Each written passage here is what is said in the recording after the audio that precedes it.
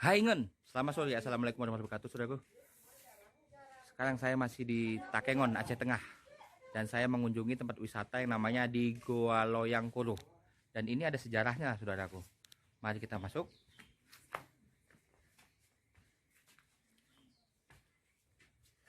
Sejarah Loyang Kolo. Nih, nanti saya fotoin aja ya, saudaraku. Nanti bisa saudaraku baca sendiri. Oke, kita masuk.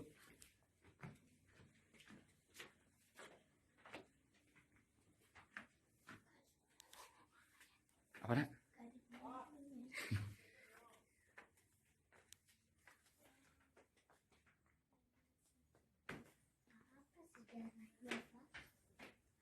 Apa nak?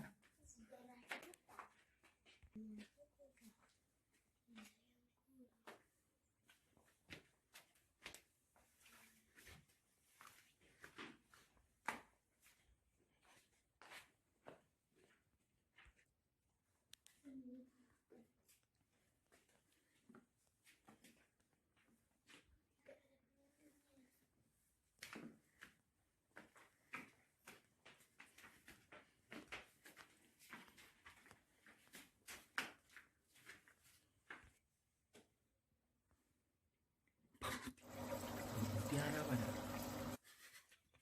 Bagus ya.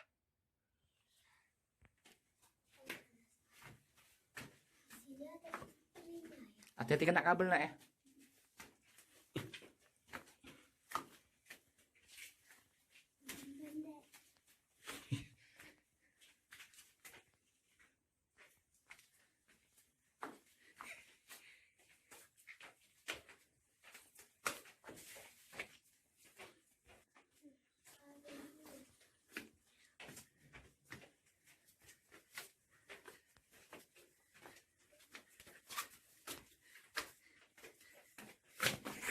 Licin ya nak ya.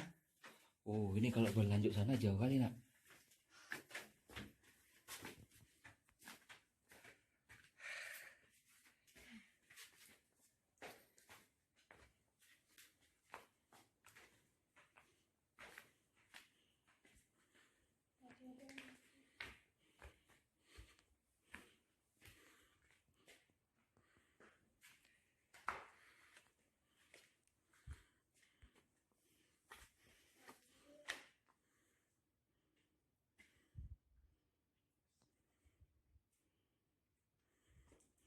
Habis.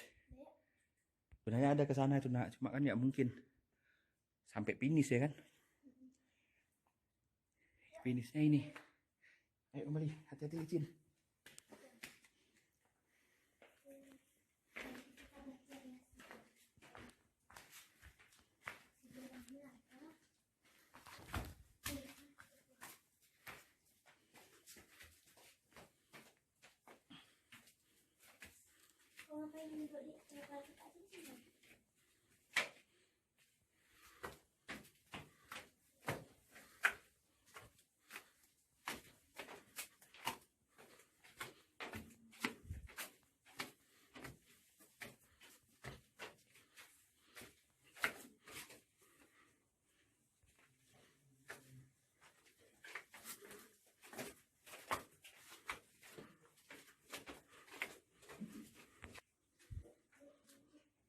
Ini unik nih batunya nih.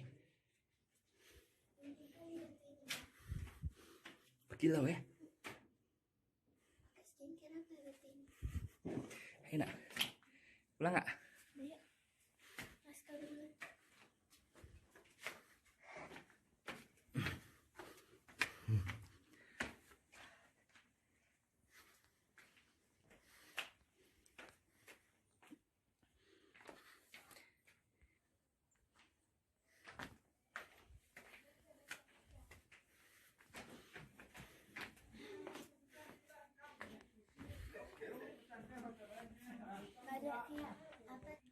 Saya bacakan saudaraku ya, sejarah Loyang Kolo.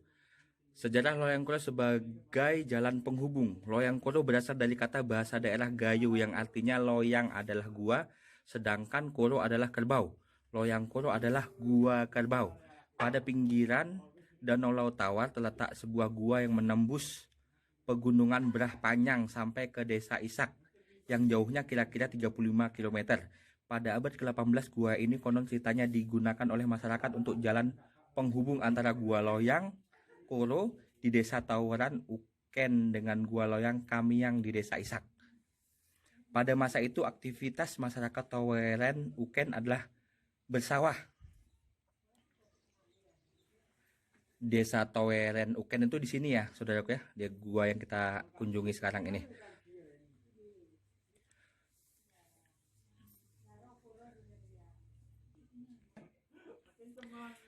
Aktivitas masyarakat Taweran Uken adalah bersawah, sedangkan di desa Isak adalah suatu daerah pengembalakan. Oleh sebab itu pada musim tanam padi di daerah Taweran Uken, masyarakat mengembalakan ternak kerbaunya ke desa Isak.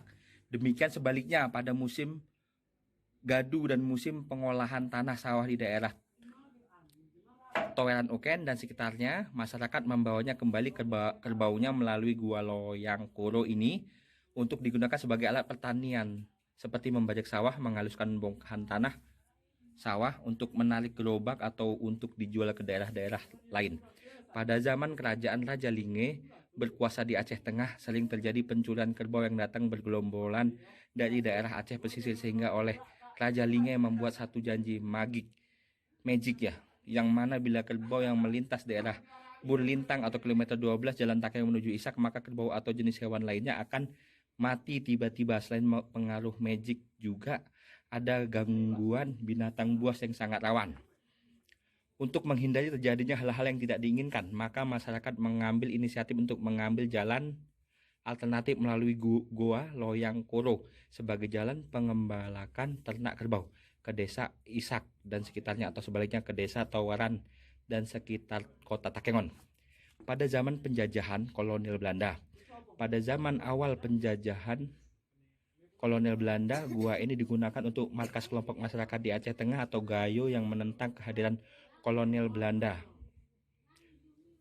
Kelompok ini dipimpin oleh Jemerah Aman Catur atau sering dikenal oleh masyarakat dengan sebutan Tok Rebise.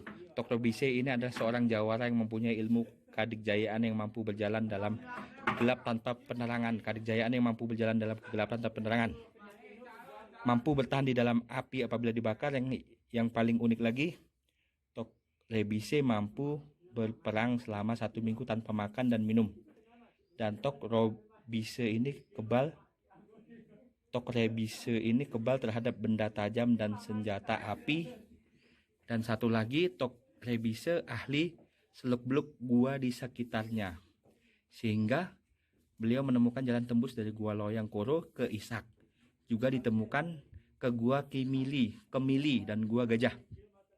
Gua Kemili jaraknya lebih kurang 1 km ke arah timur Gua Loyang Koro, sedangkan Gua Gajah jaraknya antara 500 meter ke arah barat Gua Loyang Koro. Pada awal abad ke-19 setelah kolonial Belanda berkuasa penjajah Indonesia dan Aceh, kelompok tentara muslimin tidak merasa puas dan merasa akan membunuh Belanda secara membabi buta. Sehubungan dengan hal tersebut, oleh Raja Ilang yang berkuasa di Aceh Tengah memberikan tanah di sekitar Loyang Koro untuk pimpinan tentara muslimin, Tok Rebise, agar mereka tidak lagi mengganggu kolonial Belanda, dan mereka diberikan fasilitas untuk melakukan aktivitas beternak kerbau dan kambing, dan mereka diberikan raja jabatan sebagai panglima khusus Raja Ilang. Keunikan Gua Loyang Koro, letak Gua Loyang Koro terletak di posisi yang strategis dari kota Takengon, hanya 6 km ke arah timur Danau Laut Tawar dan hanya 30 meter jaraknya dari tepi Danau Laut Tawar. Tuh, sudah gue. Panoramanya sangat indah yang dihiasi dengan pepohonan kayu dan batu-batu, dan luas lokasinya lebih kurang 4 hektar. Di dalam Gua Loyang Koro, konon ceritanya di dalam gua pada kedalaman 15 km terdapat rawa-rawa dan tumbuhan rawa atau dalam bahasa daerah Gayo disebut dengan beldem. Juga terdapat terowongan ke atas sehingga cahaya atau sinar matahari masuk ke dalam gua. Kemudian pada kedalaman 16 km, konon ceritanya terdapat kerbau dan kambing yang telah jadi batu.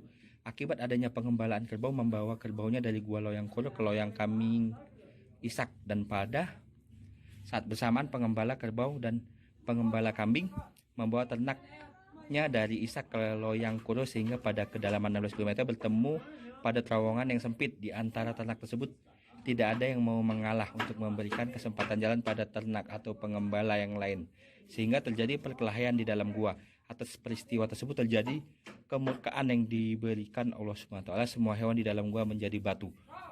Gua Loyangkoro, Jalan Takengon, Bintang, kilometer 6, Toweren, Uken, Aceh Tengah, Indonesia. Demikian saudaraku ya. Semoga terhibur. Salam kerja terus. Assalamualaikum warahmatullahi wabarakatuh.